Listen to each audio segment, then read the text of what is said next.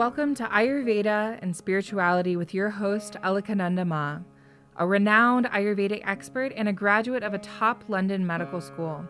She is the principal of Alundi Ayurveda Gurukula, a unique apprenticeship-style school in Boulder, Colorado. She is a spiritual mother, teacher, flower essence maker, and storyteller.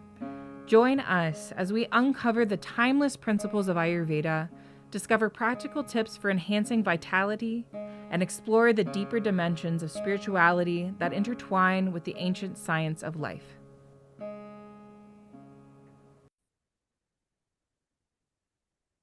Welcome, everyone. Welcome to Satsang.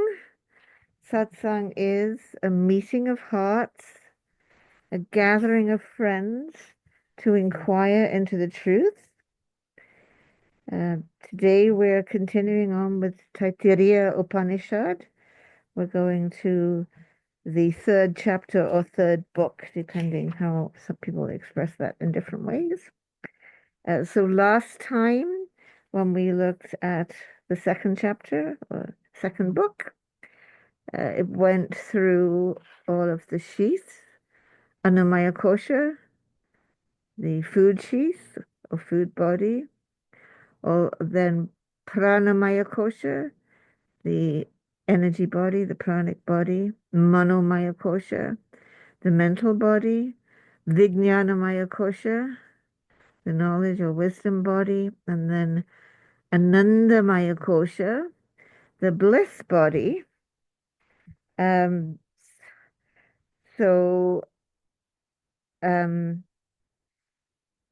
also expressed that Annamaya kosha corresponds to the gross body, Stula Sharira, Pranamaya kosha, Manomaya kosha, and Vijnanamaya kosha correspond to Sukshma Sharira, the subtle body, and Anandamaya kosha corresponds to Sankocha Sharira, the causal body. So there's a further explanation or exploration of the same sequence of ideas in the very famous third chapter. I think this was one of the first things that I learned from the Upanishads.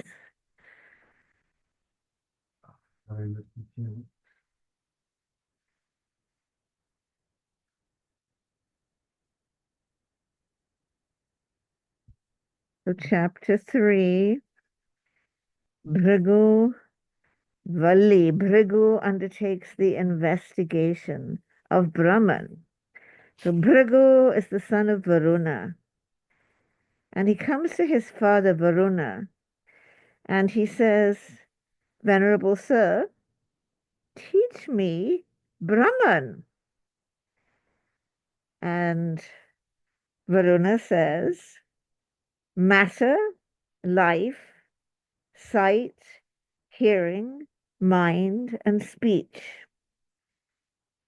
Then he further said, that from which all beings are born, by which when born they live, and unto which when departing they enter, seek to know that. That is Brahman. So Bhrigu has a go. And he thinks, and then he says, Anam Brahmati Vyajanat Anadhavya Kalvimani Bhutani Jayanti Anena Jatani Jivanti Annam Prayanti Abhishambashanti. So he is saying, oh, I got it. I got it. I've meditated and I got it.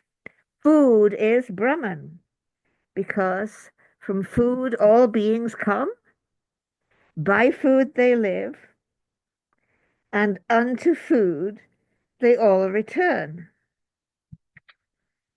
Is that really it?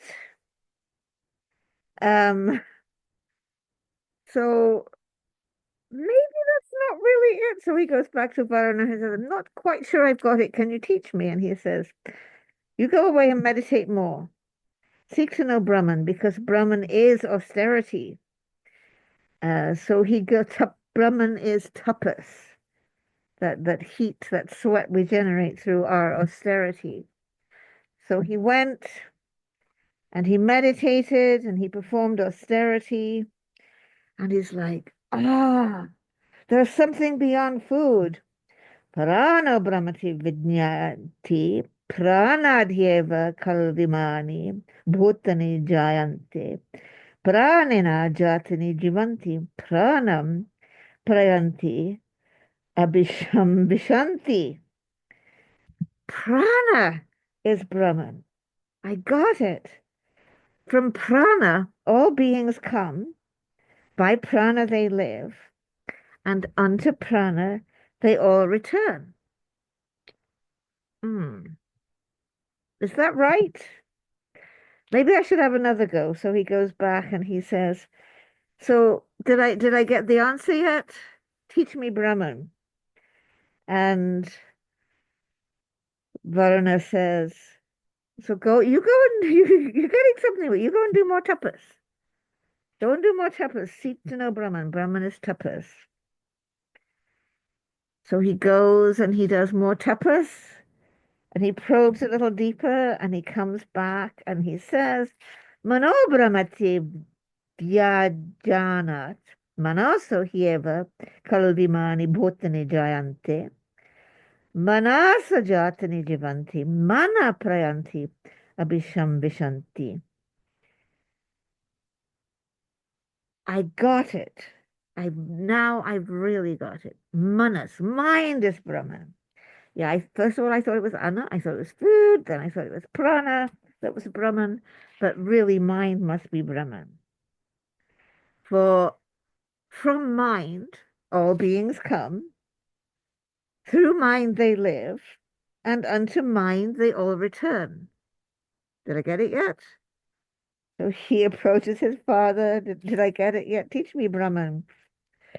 Not all the way there yet. Through austerity. Do your tapas. And seek to know Brahman. So he goes away and he comes back. He's gotten a little further and he says, Vijnanam Brahmati Vyajanat Vijnanadhyeva Kalvimani Bhutani Jayanti Vijnanena Jatani Jivanti Vijnanam Parayanti Abhisham Vishanti. So I'm getting it. I'm getting it. It was beyond mind. It was Vijnana, intelligence. Vijnana is Brahman. From Vijnan they come, through Vijnan they live, and unto Vijnan they all return. Did I get it yet? Dad? No, no. That is Brahman, but that's not exactly what I meant, Brahman. You go, you do more tapas. Off you go, do more tapas, because Brahman is tapas. So he goes back and he meditates more. And finally he comes and he says, Ananda Brahmati Vijnana Vyajanat Anandad Hieva Kalvimani Bhutani Jayante Anandena Jatani Jivanti Anandam Parayanti Abhisham Vishanti. I got it. Brahman is bliss, Ananda, sometimes translated joy. So I think the very first verse that really struck me from the Upanishads, from the old, original old 10 major Upanishads book, was from joy all beings come, by joy they live, and unto joy they all return. I remember having like a beautiful card with, from joy all beings come, through joy they live, and unto joy they all return. It could be a t-shirt. It could be anything, a calendar. He knew that Brahman is bliss, for truly, beings here are born from bliss. They live by bliss, and they all return to bliss. This wisdom of Bhrigu and Varuna, established in the highest heaven, he who knows this becomes established. He becomes possessor of food and eater of food. He becomes great in offspring and cattle and in the splendor of sacred wisdom, great in fame. And I'm going to read some of Radhakrishnan's commentary. He says, the higher includes the lower and goes beyond it. Brahman is the deep delight of freedom.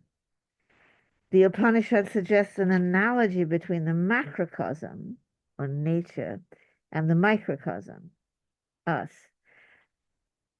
The ascent of reality from matter to God as one of increasing likeness to God is brought out. So what he's really saying is you're ascending through all the sheets, because it's true that we all come from food, live by food, and ultimately become somebody's food. It's true that we're all born of prana, of life, live by prana, and return to prana, but it's not ultimate. It's true that everything comes from mind, lives through mind, and returns to mind. And it's true that everything comes from intelligence, but in the end, we have to reach to the Ananda.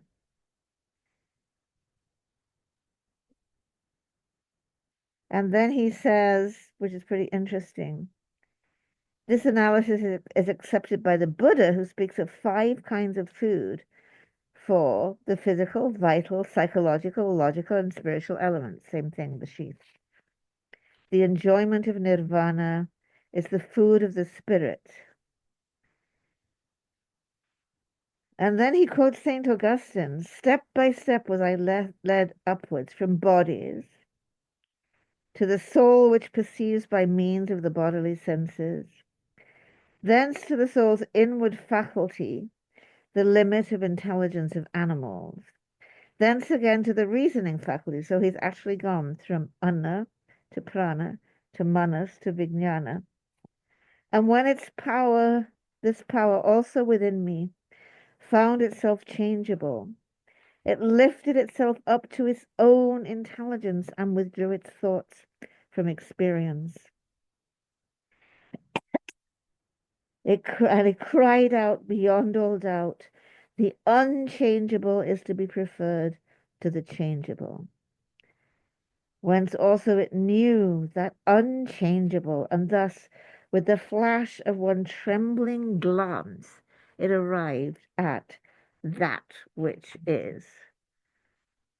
The highest spiritual state of the soul in this life is the vision and contemplation of truth, and that is joy. In the Christian tradition, where you're really supposed to get to what is really heaven, is not sort of like hanging out in the cloud in a white robe playing a harp like in all the hymns. It's called the beatific vision. It's hanging out with the divine in this state of bliss. Then goes on to tell us about the importance of food, because now we've seen that food and the food body are one of the changeable things, and they're not absolute. But don't speak ill of food, that shall be the rule. For life indeed is food. The body is the eater of food. In life is the body established. Life is established in the body. So don't speak ill of food, that's a rule. Tadvrata, that's like a vow. Prano va annam shariram annadam. So prana is actually food. Shariram annadam. The body is the eater of food. What's the body established in? Prana. What is prana established in? The body. That's a pretty important one. Prana shariram pratishtam, sharire prana pratishtita. They're supporting each other. You can't exist without a food body, but that food body is just worm food unless it's got prana in it.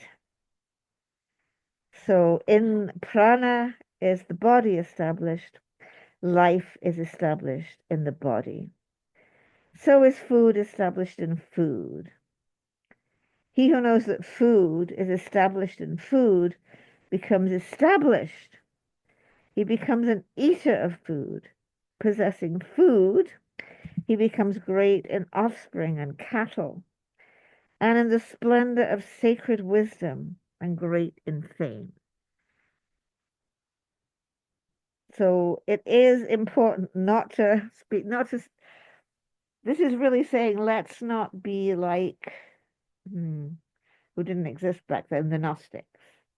So the Gnostics made this whole separation between matter and spirit, and you had to sort of like flesh and spirit, and you had to sort of like flesh is lower, and you had to get away from flesh and get to spirit, and there's a dichotomy.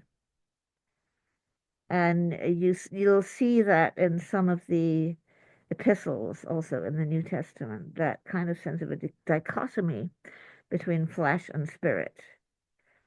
There, here, it's clearly said there's no dichotomy because prana is established in sharira, in flesh, and flesh is established in spirit. And it's good to understand this gross body. It's good to understand food and possess food, and then all these wonderful things will happen.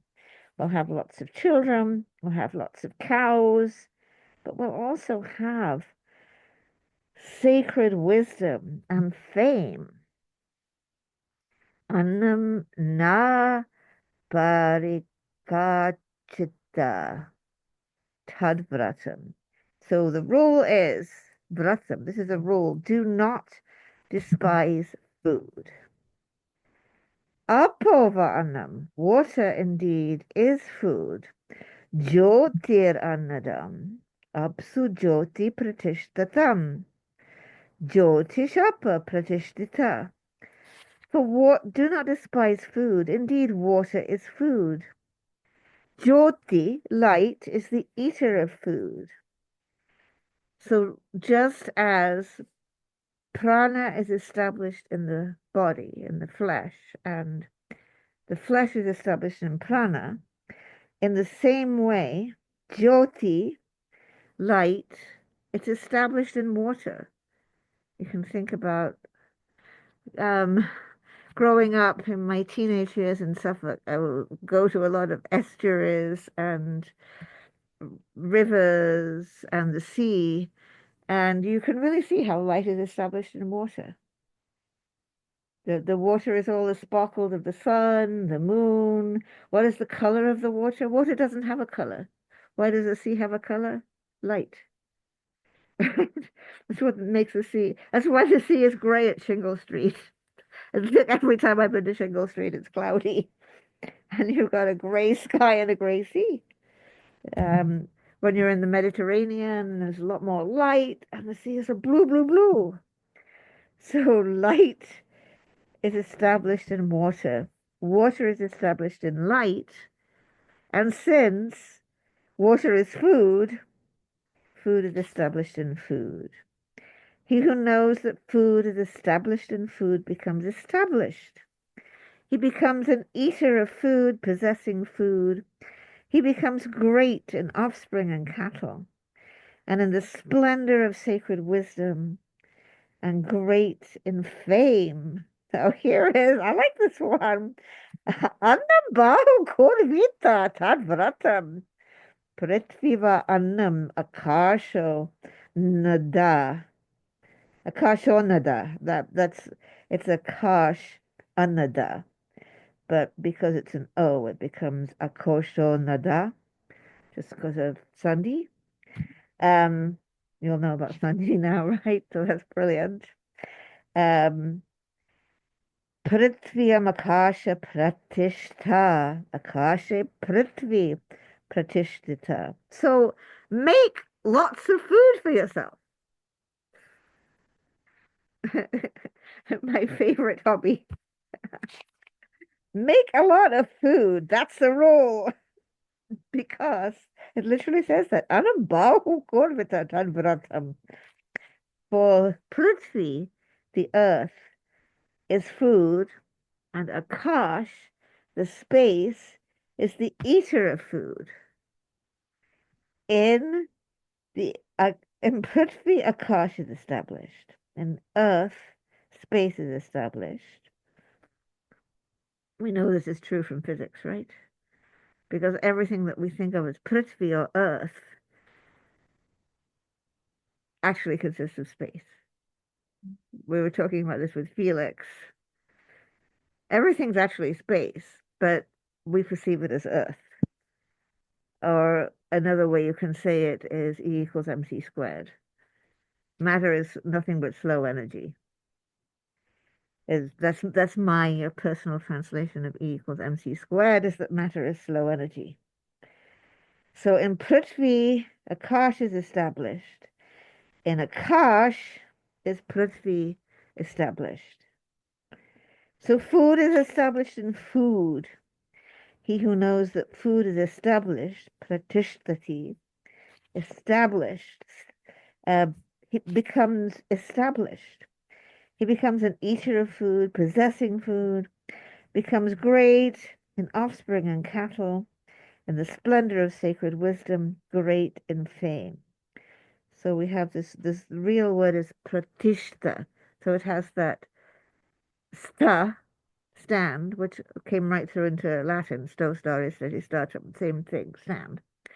That's standing stably, really is established, stands in a stable way if we really delve into the actual meaning of food.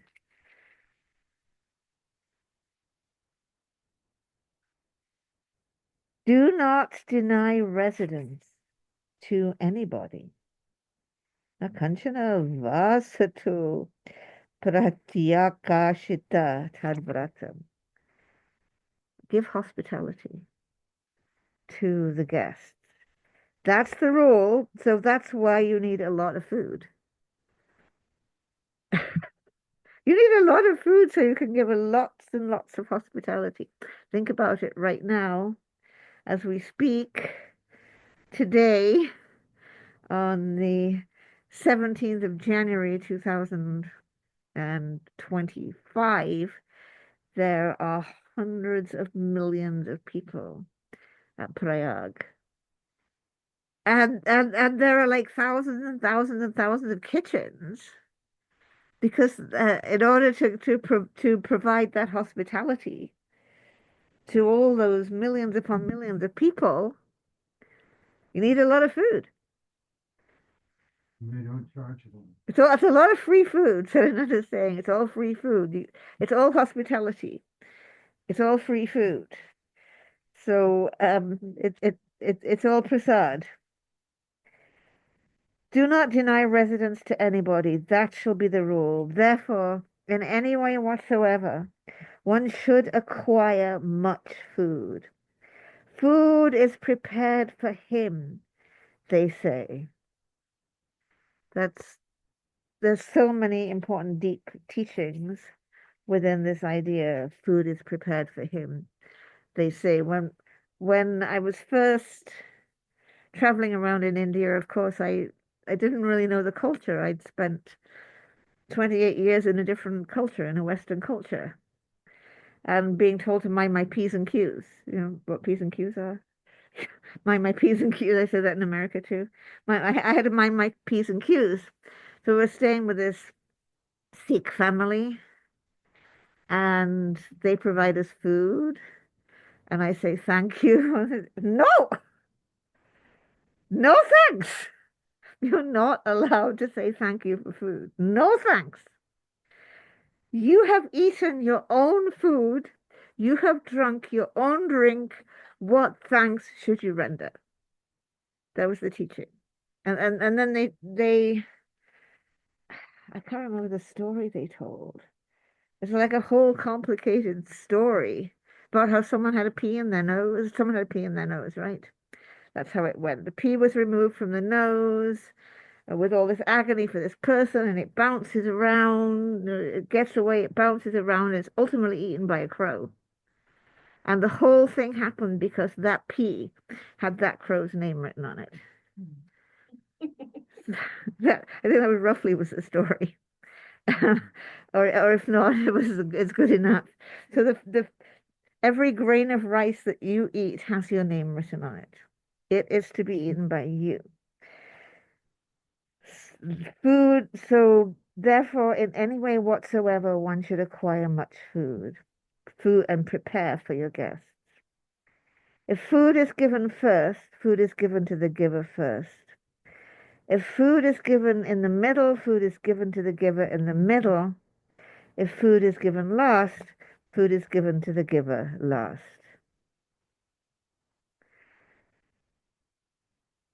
So once you know this,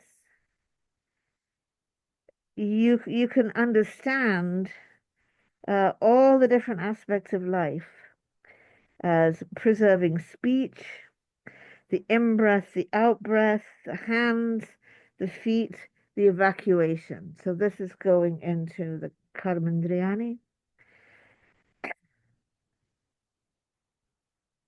Now, with reference to the deities, it is satisfaction in rain, strength in lightning.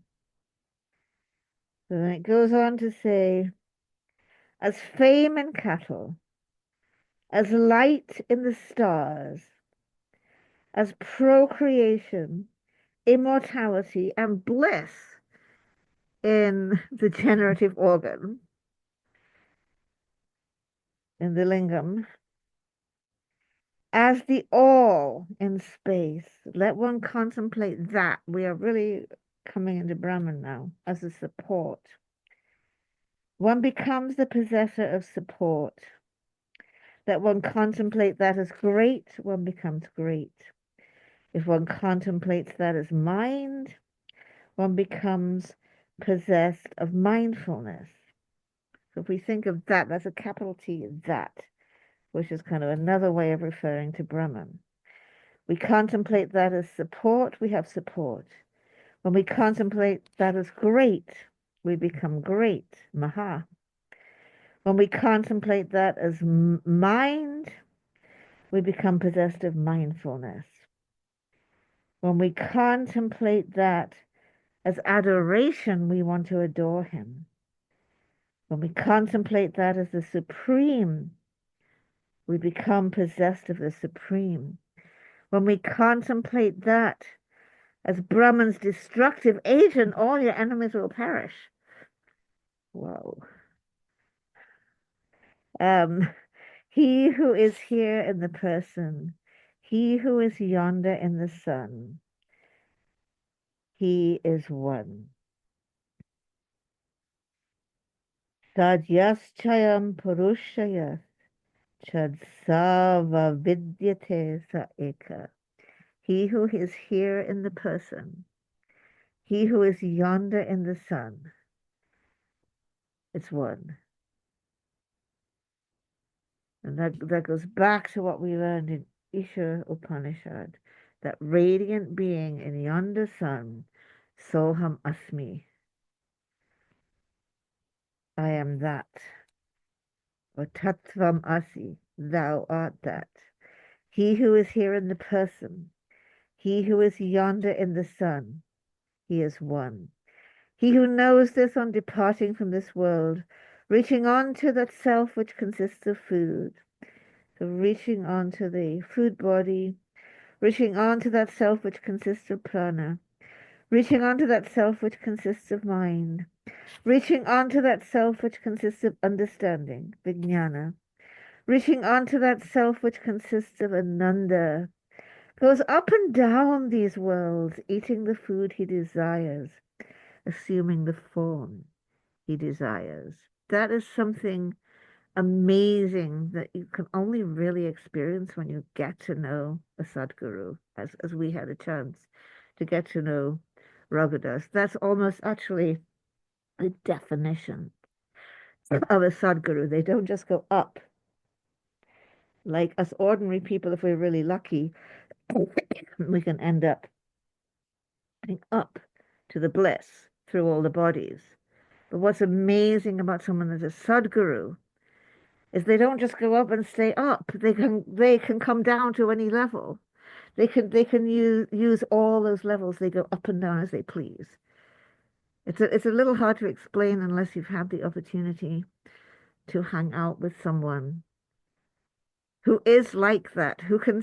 Raghudas could sit and listen to the villagers complaining about the price of sugar, or a man saying he had lost his share of his inheritance, his brother had taken it, and meanwhile there'd be these kids doing their Ram Japa, and he'd be guiding them, and you'd be deep in meditation, and he'd be guiding you in your meditation, and he would all the time be in constant bliss. He can use all of the bodies. Yes, yes, at the same time. That's what this means. He goes up and down these worlds. An ordinary being, even if they attain, that doesn't happen. But someone that has the destiny of Sadguru, that happens. That's how they become useful to the devotees, to the disciples. He sits singing this chant, Havu, Havu, Havu, Havu, Havu, Havu. A wonderful, a wonderful, a wonderful. And then, I am food, I am food, I am food. I am the eater of food. I am the food eater. I am the food eater. I am the combining agent. I am the combining agent. I am the combining agent. I am the firstborn of the world order, earlier than the gods and the center of immortality. Whoso gives me, he surely does, save thus. I, who am food, eat the eater of food. I have overcome the whole world. I am brilliant like the sun. He who knows this, such is the secret doctrine. He is one with Brahman. He's one with Ishvara. He is one with Hiranyagarbha. This chant proclaims, this is Radhakrishnan, this chant proclaims that the enlightened one has become one with all. He passes beyond all limitations and attains to the dignity of God himself. He is one with God in all his fullness and unity. It is not mere fellowship. It is, he does not just believe in God, he becomes one with God. And we had talked about Mansoor or Halaj when he gets his realization and he proclaims, Anal Haq, I am the true. You can't say it until you get there. But then it becomes, when it's true, it's true. I have overcome the whole world. Hova, sorry, Havu, Havu, Havu, a wonderful, a wonderful. I am food, I am food, I am food, and I am the eater of the food, and the combining agent. I'm the firstborn of the world order. I am earlier than the gods and the center of immortality. Because the gods are still contingent beings. The gods are still come from Brahman. They're still contingent beings. But when you attain oneness with Brahman, you become earlier than the gods. Like when Jesus said, before Abraham was, I am. He is speaking of that level of attainment. That is the same saying.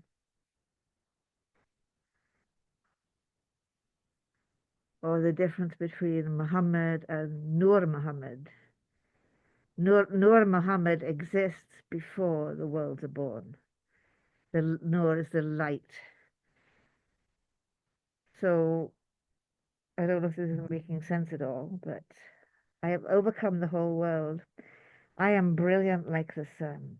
He who knows this, such is a secret doctrine.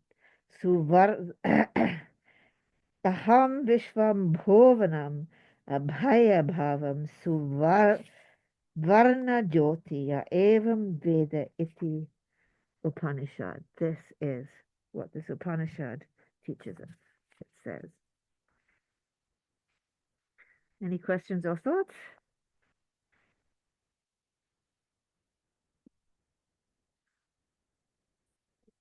Question. I was wondering if you could just repeat the summary you did at the beginning. Go through those koshas again? Yeah, and then like the causal bottle. Yeah, if you wouldn't mind. Yep. So this was taught to us last time in the second chapter, and then they go through it again in this third chapter.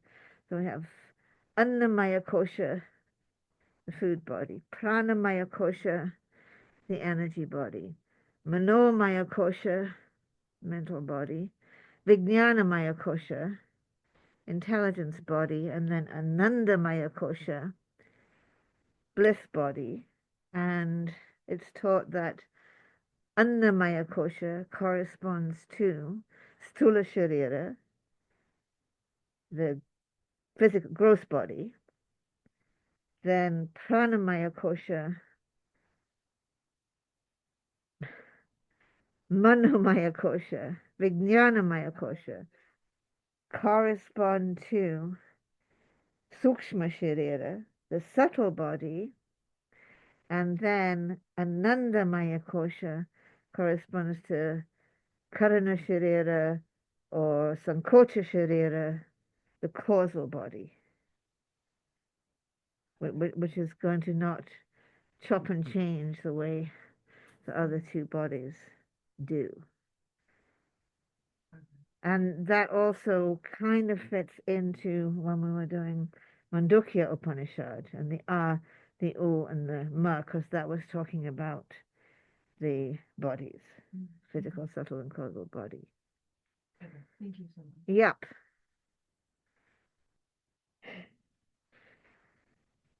Okay.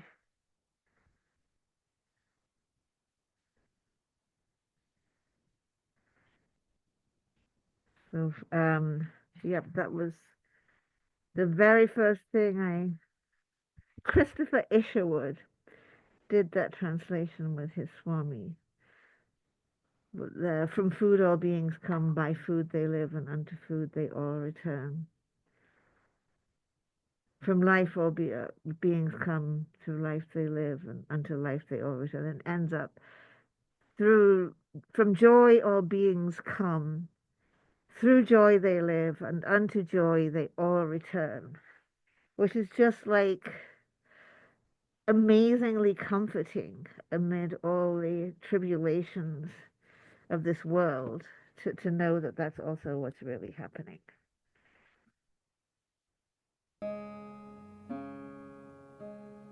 Thank you for tuning in to Ayurveda and Spirituality with Alakananda Ma.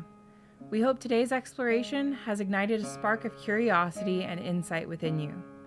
If you enjoyed this episode, be sure to leave us a 5-star review and share it with a friend. For more enlightening discussions and practical wisdom on Ayurveda and spirituality, subscribe and join our Facebook group, Alundi Ayurveda. To allow us to continue sharing valuable content, consider donating to Alundi Ashram. The links will be in the show notes. Until next time, may you walk the path of Ayurveda with grace and embrace the light of spiritual wisdom in your journey.